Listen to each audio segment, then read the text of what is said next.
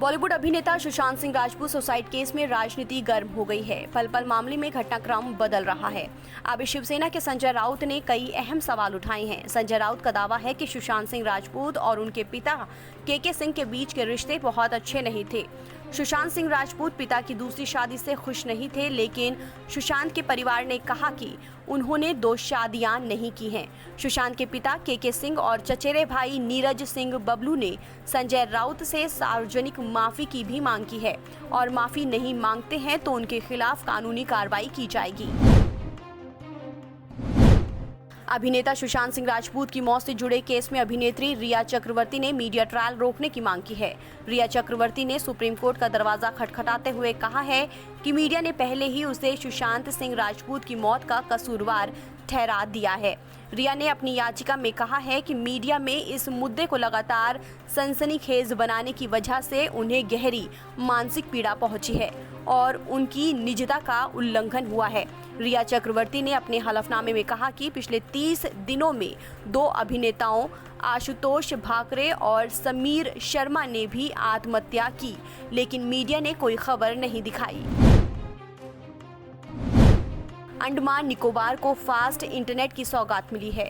प्रधानमंत्री नरेंद्र मोदी ने optical fibre cable का वीडियो कॉन्फ्रेंसिंग के जरिए उद्घाटन किया। ये फाइबर केबल चेन्नई से पोर्ट ब्लेयर तक समुद्र के अंदर बिछाई गई है, जिसकी मदद से अंडमान में अब इंटरनेट की स्पीड काफी तेज होगी। इस काम को पूरा करने में करीब 1.5 साल लगा है। उद्घाटन के बाद पीएम मोदी ने कहा कि इस प्रोजेक्ट से अंडमान के लोगों को ईज ऑफ लिविंग की सुविधा मिलेगी, साथ ही डिजिटल इंडिया के सभी लाभ मिलेंगे। देश के कई राज्यों में इस समय बाढ़ से हालात काफी बदहाल हैं। प्रधानमंत्री नरेंद्र मोदी ने सोमवार को बाढ़ की स्थिति की समीक्षा के लिए 6 राज्यों के मुख्यमंत्रियों के साथ वीडियो कॉन्फ्रेंसिंग के जरिए बातचीत की।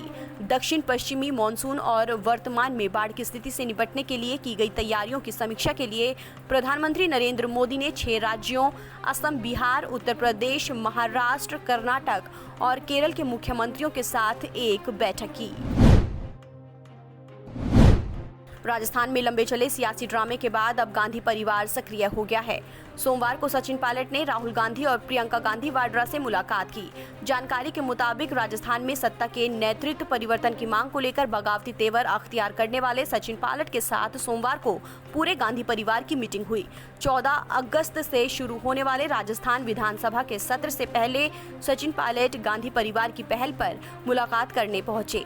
सचिन पायलट ने इस मुलाकात के दौरान राहुल गांधी के सामने अपनी समस्याएं और शर्तें रखी। उर्दू के मशहूर शायर मुनव्वर राणा ने अयोध्या में मंदिर पर सुप्रीम कोर्ट के फैसले को लेकर कहा है कि इससे इंसाफ नहीं मिला।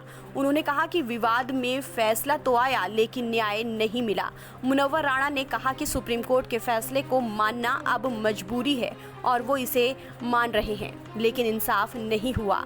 शायर मुनव्वर राणा ने कहा कि वो दुखी हैं, खफा हैं। उन्होंने राम मंदिर पर आए फैसले को लेकर सुप्रीम कोर्ट के पूर्व मुख्य न्यायाधीश जस्टिस गोगोई और एस.ए. बोबड़े के खिलाफ आपत्तिजनक शब्दों का भी इस्तेमाल किया। उत्तर प्रदेश में बेरोजगारी की समस्या को लेकर कांग्रेस पार्टी लगातार योगी सरकार पर हमलावर है।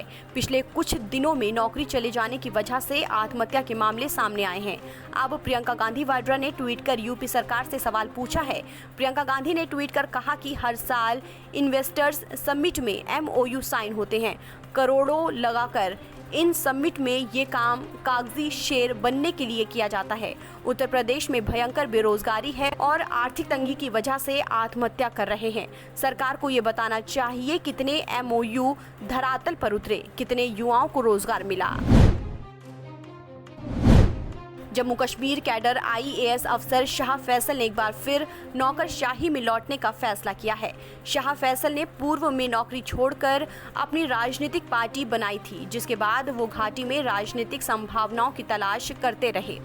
हालांकि अब राज्य में नए उपराज्यपाल मनोज सिन्हा के आगमन के बाद शाह फैसल ने अपनी राजनीतिक पार्टी छोड़ दी है। शाह फैसल ने नौकरशाही में लौटने और लेफ्टिनेंट गवर्नर मनोज सिन्हा का एडवाइजर बनने की अटकलें लगाई जा रही हैं। देश के मशहूर वकील प्रशांत भूषण को अवमानना केस में राहत नहीं मिली है। सुप्रीम कोर्ट ने अपने अंतरिम आदेश में कहा है कि प्रशांत भूषण के खिलाफ अदालत की अवमानना का मामला बंद नहीं होगा। कोर्ट ने प्रशांत भूषण के स्पष्टीकरण को अस्वीकार करते हुए ये आदेश दिया है। साल 2009 में सुप्रीम कोर्ट के वरिष्ठ वकील प्रशांत भूषण ने जजों पर आरोप लगाए थे। साल 2009 में एक इंटरव्यू में प्रशांत भूषण ने 8 पूर्व चीफ जस्टिस को भ्रष्ट बताया था।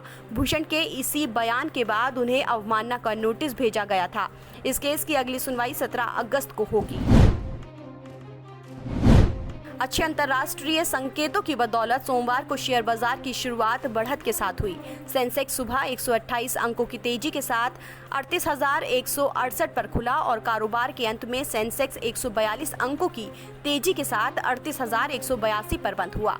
इसी तरह निफ्टी सुबह 56 अंकों की तेजी के साथ 11,270 पर खुला और अंत में निफ्टी 61 अंकों की तेजी के साथ 11,275 पर बंद हुआ। फार्मा शेयरों की बदौलत सोमवार को शेयर बाजार की तेजी बनी रही। करीब 1,723 शेयरों में तेजी और 996 में गिरावट देखी गई।